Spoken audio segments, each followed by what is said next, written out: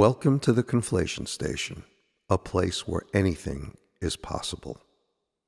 In today's episode, we return to Ashwick, a quiet New England town where the wind travels down narrow streets as though it remembers something unpleasant.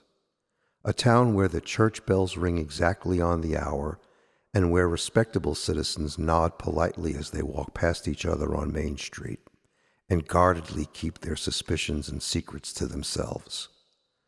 Within the modest town of Ashwick lives a man named Thomas Martin. You remember Mr. Martin, a funeral director by profession, a genealogist by obsession, and the recent architect of a family reunion that none of its attendees, except Mr. Martin himself, survived. But that story, unsettling though it may be, was merely a prologue, because Thomas Martin has now moved on to a new phase of his genealogical endeavors, and this time it is taking place in his own backyard. The quiet backyard behind Martin's narrow house was once an ordinary patch of New England grass with outcroppings of granite gently revealing the glacial outwash that once covered the rolling terrain. A backyard about a quarter acre bordered by stone fences and aging maple trees that were placed there by colonial settlers.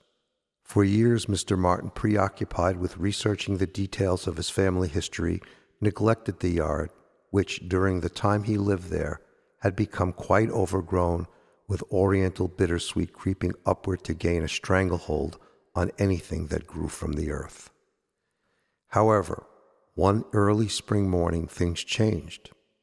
While doing their annual spring cleanup to their own yard, Jim and Kathy, Mr. Martin's next-door neighbors, noticed a flatbed truck parked outside Mr. Martin's house.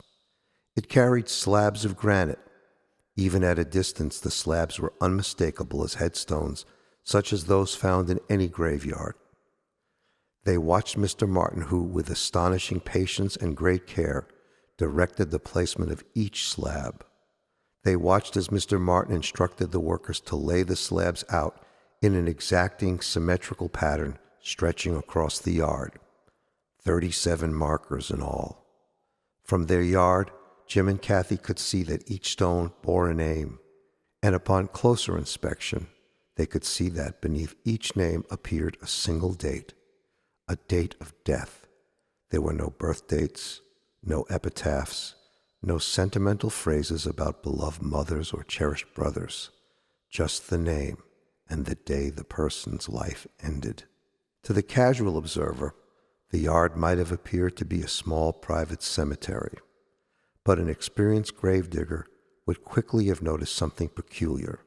The ground had never been disturbed. There were no coffins beneath the stones. The cemetery held no bodies. This suited Thomas Martin perfectly. You see, Martin was not interested in the physical remains of his family. The flesh, in his experience as an undertaker, was an inconvenient temporary container. What truly mattered to him was the record of finality, the completion of existence. A death certificate was a beginning. A headstone was a physical confirmation. The backyard cemetery was, at last, a place where his entire family could gather together conveniently under his supervision. Each stone corresponded precisely with the genealogical chart that occupied the wall of his office morgue. Martin had copied the names and dates with the exactitude of a monk illuminating sacred text. When the final stone was installed, Martin stepped back and surveyed his work. "Yes," he whispered, "much better." For years, his relatives had been buried in places scattered across the globe, town cemeteries, churchyards, and in distant plots in other states and even foreign countries. However, visiting them was inconvenient, requiring travel, planning, and sometimes permission.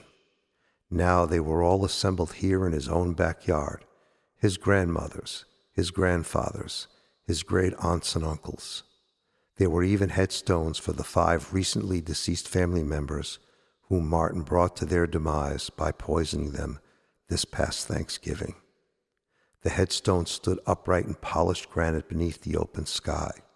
It was a tidy arrangement, and Thomas Martin loved tidy arrangements. But even this cemetery, like all thoughtful designs, required organization. So Martin divided it into two sections. On one side of his backyard stood the markers of those who he had judged virtuous in life. These stones were aligned neatly in 4 straight rows. Martin kept their surfaces immaculate, tending to them each Sunday morning. Fragrant flowers were planted nearby. Occasionally he placed scented candles there in the evening, allowing their soft glow to illuminate the night sky. His grandmother on his mother's side rested in this section, also an aunt who frequently shared stories about her childhood, and a distant cousin who he played with as a boy. On the other side of the yard stood another cluster of stones. This section Martin privately referred to as the other place. Here the markers were arranged irregularly. Some leaned slightly. The grass was allowed to grow taller there, obscuring the names of the deceased. There he rested those who laughed at him as a boy, a brother who once mocked his profession, and his father who dismissed genealogy as a hobby for bored old pedophiles. Thomas Martin visited this section as well, but not with the same tenderness. Sometimes he spoke aloud while standing there. Documentation, he would say quietly, is a form of justice.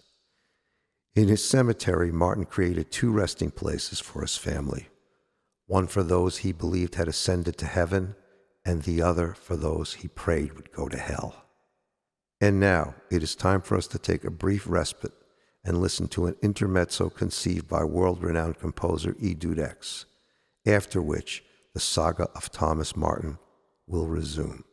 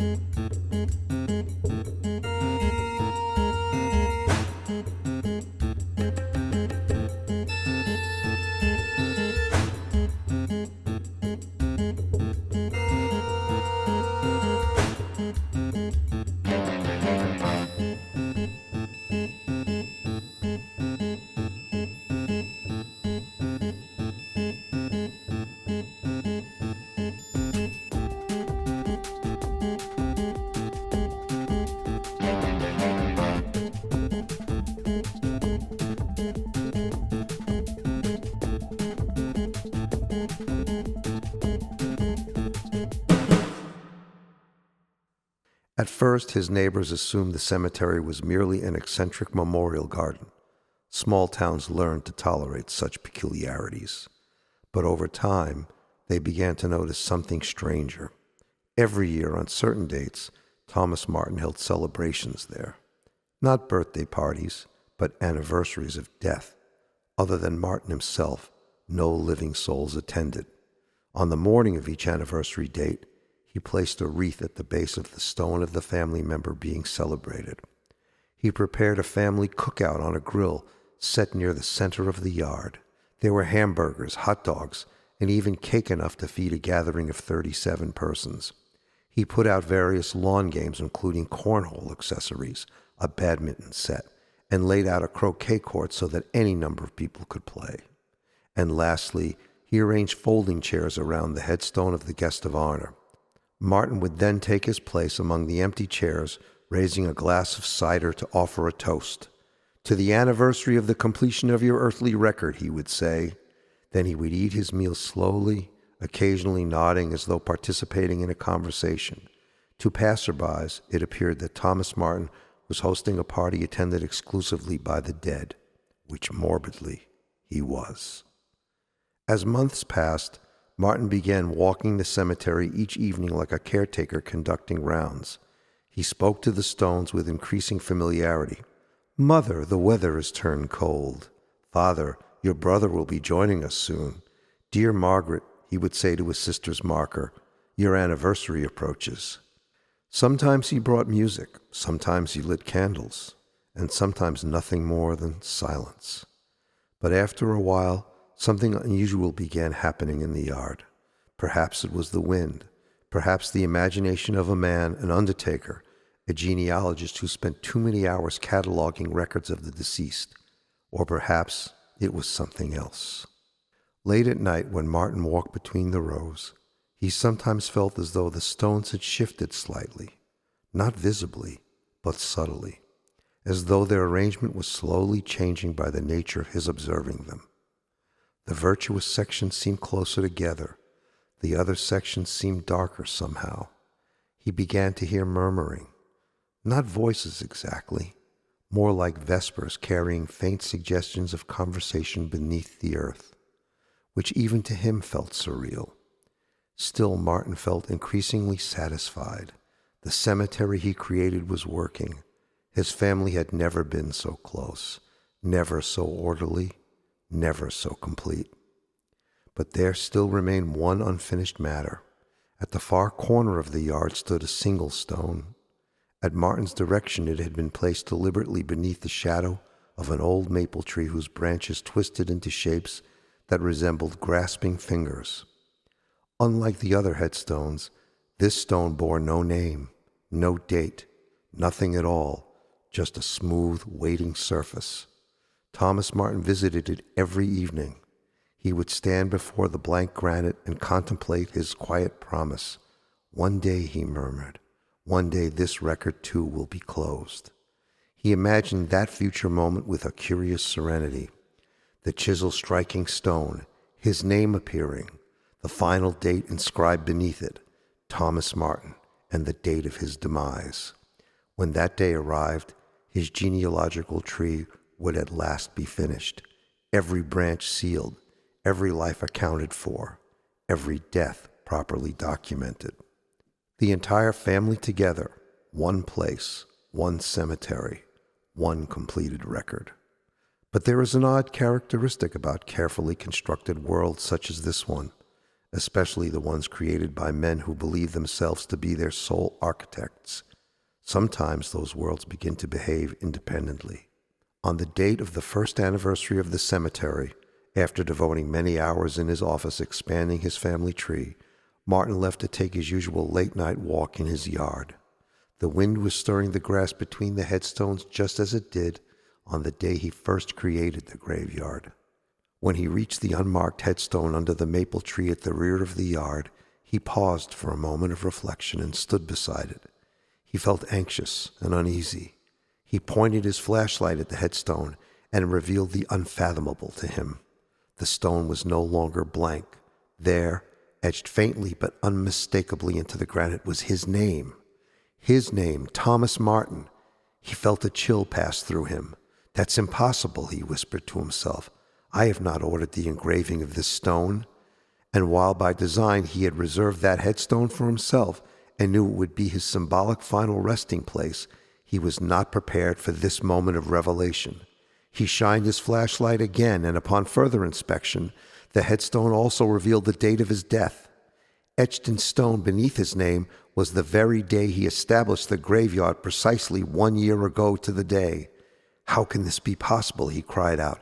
"I am not dead. I am still of flesh and blood." Martin fell to the ground, and although short of breath, ran from the graveyard to the mortuary. As he took flight, he heard a faint but ominous chorus whispering in his mind's ear. 37 markers, Thomas. 37 completed lives. Now 38. We've been waiting for you, Thomas. Please come join us where you belong. For most men, death is uncertain, but not for Thomas Martin, for he was already dead on arrival in his backyard, waiting for the next train bound for the Conflation Station.